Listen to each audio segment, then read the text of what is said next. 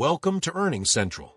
In this video, we'll break down Nike's Q1 2025 earnings call in under 4 minutes. We'll cover the key financials and major takeaways, so you can stay informed without spending hours listening to the full call.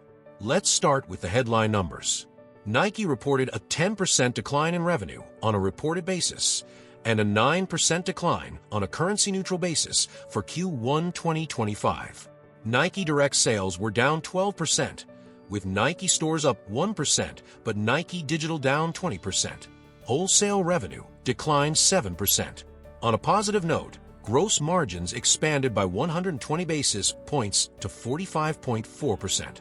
This was primarily due to lower Nike brand product costs, reduced warehousing and logistics expenses, and benefits from strategic pricing actions taken in the previous year. SG&A expenses declined 2%, with increased investment in demand creation offset by reductions in overhead expenses. The company's effective tax rate was 19.6% compared to 12% for the same period last year.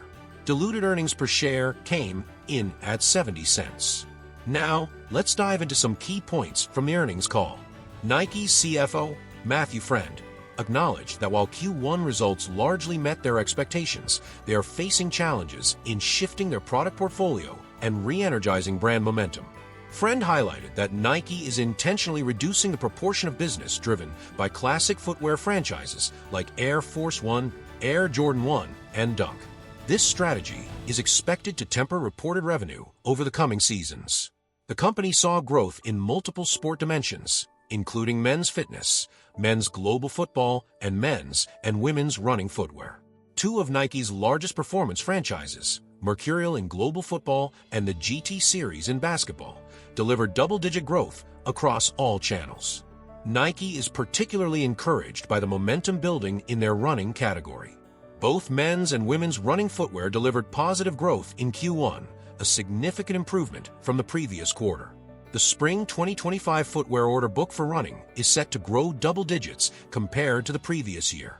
Looking ahead, Nike expects Q2 revenues to be down in the 8% to 10% range.